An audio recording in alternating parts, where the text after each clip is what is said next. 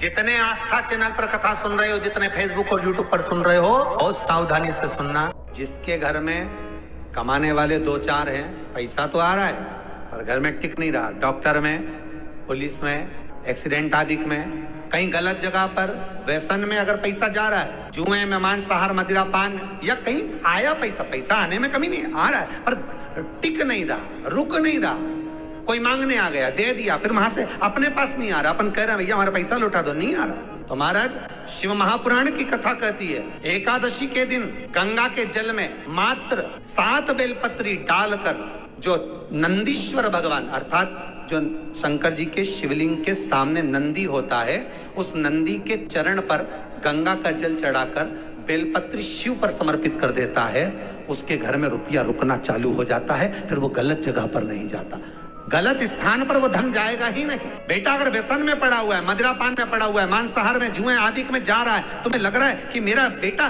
गलत मार्ग पर जा रहा है, ये मित्र दोस्ती गलत हो रही है, वो सही जगह पर जाए। कई लोग इसको धन के लिए भी करते हैं, संपदा के लिए, संपदा के लिए अर्थात जिसका व्यापार नहीं चलता, जिसके घर में पैसा नहीं आता, या नौकरी नहीं लग रही, या सर्विस नहीं लग रही, आप अप्लाई कर रहे हो, जगह जगह जाकर इंटरव्यू भी दे रहे हो और पैसा नहीं आ, तो उसके लिए भी प्रयास किया जाता है। पर उसके लिए यहाँ पर जो धन के लिए करते हैं, उसके लिए विष्णुपदी के लिए करते हैं। मतलब जैसे गंगा के जल में तुलसी के 11 पत्ते डाले जाते हैं। कितने पत्ते डालते हैं?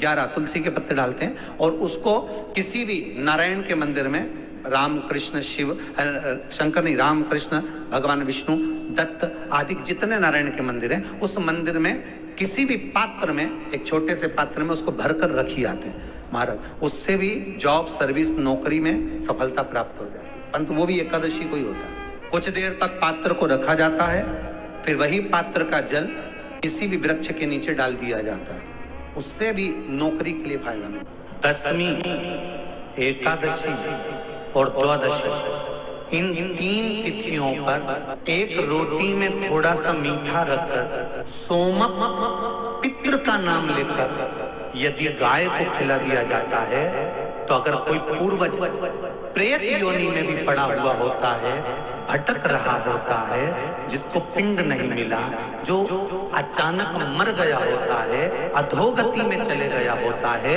उस जीव की मुक्ति दशमी, एकादशी और द्वादशी, ये 3 दिन सोमक पितृ का नाम लेकर रोटी में, पूड़ी में मीठा रख कर गाय को खिला दिया जाता है। ये 3 दिन तक तो वो पितृ कभी भटकते नहीं है, उनको मुक्ति प्राप्त हो जाती है, मोक्ष में। जब आपको लगे कि आपके घर में शांति बिल्कुल नहीं है, क्लेश बहुत ज्यादा तकलीफ, हमारे घर में कुछ न कुछ जरा सी बात पर विवाद होता ही है, तो प्रयास करिएगा कि आप काली तिल थोड़ी सी, 1 काली मिर्ची और 7 लौंग, क्या क्या तिल चीजें हैं, काली तिल, काली मिर्ची, 7 लौंग, केवल ये हथेली में रखकर अपना नाम और गोत्र बोलकर अपने दरवाजे से बाहर निकलकर किसी भी शंकर के मंदिर को समर्पित करिए। शिव पे नहीं चढ़ाने दें तो शंकर की चौखट पर रखिए। महाराज घर में कभी क्लेश नहीं होगा, बिल्कुल शांति,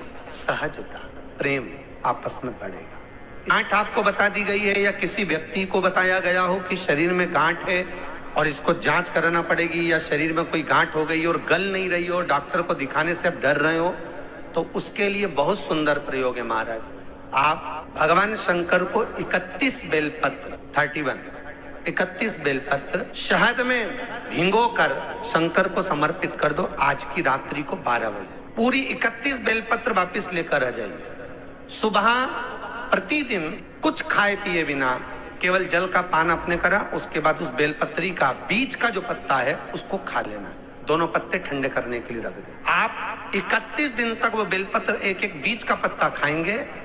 32वें दिन आपको दिखेगा कि आपकी जहां शरीर में गांठ होगी वो गल गई होगी, शरीर में कहीं पर भी गांठ होगी वो गल गई होगी। तो शास्त्र कह रहा है चाहे वो गांठ किसी भी जगह पर हो उसको गला देती है। पहले भी कथा में कहा, आज फिर कह रहे हैं, जब बहुत भारी रोग शरीर में हो जाए, डॉक्टर दवाई दे, वो दवाई अगर नहीं लग रही हो तो डॉक्टर की ही दवाई खाओ और कुंडकेश्वर महादेव का नाम लेकर खाना चालू करो, दवाई असर करना प्रारंभ कर देगी। इस व्यासपीठ से कभी नहीं कहा ऐसा कि आप डॉक्टर के पास मत जाओ। ये व्यासपीठ हमेशा कहती है डॉक्टर के पास जाओ, जांच कराओ, दवाई लाओ और उस दवाई को, उस औषधि को कुंदकेश्वर महादेव का स्मरण कर कर खाओ, जिससे एक बार खा ली जाए तो दूसरी बार जरूरत नहीं पड़े और शरीर ठीक हो जाए।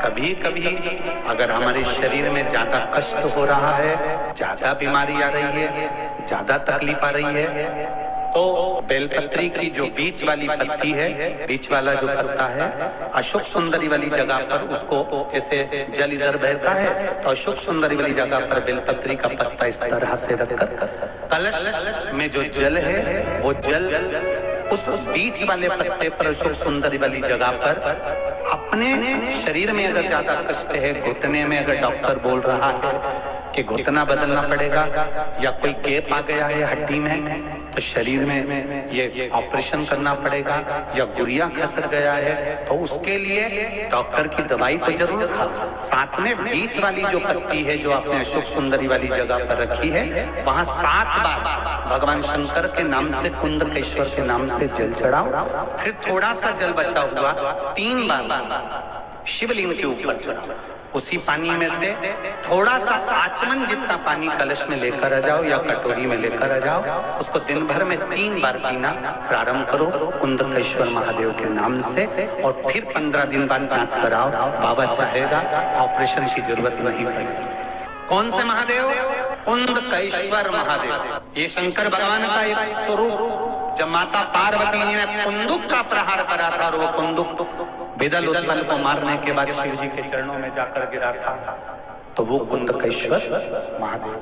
जिसकी अदालत में कोई बात चल रही हो, प्रॉपर्टी का झगड़ा चल रहा हो, भाई भाई में क्लेश चल रहा हो, कोई विवाद चल रहा हो, नहीं सुलझ रहा हो, तो बड़ के पत्ते के ऊपर शंकर भगवान के शिवलिंग का निर्माण कर कर किसी बड़ के पेड़ के नीचे मट्टी का या बालू का शिवलिंग बनाकर उसकी पूजन करें और उसकी पूजन कर कर उस पर दही चढ़ाएं। उसी दही को थोड़ा सा उठा कर लिया है, जब अदालत को जाएं उस दही में चंदन घोलकर सिर पर तिलक लगाकर चले जाएं, कार्य में विजय प्राप्त होती है।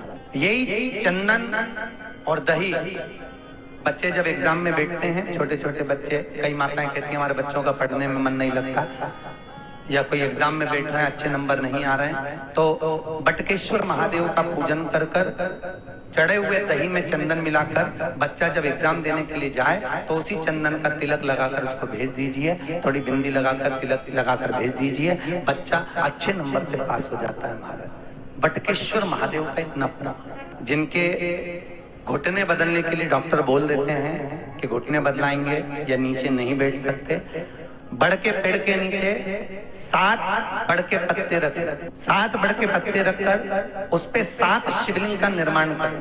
7 शिवलिंग का निर्माण कर कर शंकर जी की आराधना करें और शिव की पूजन करें।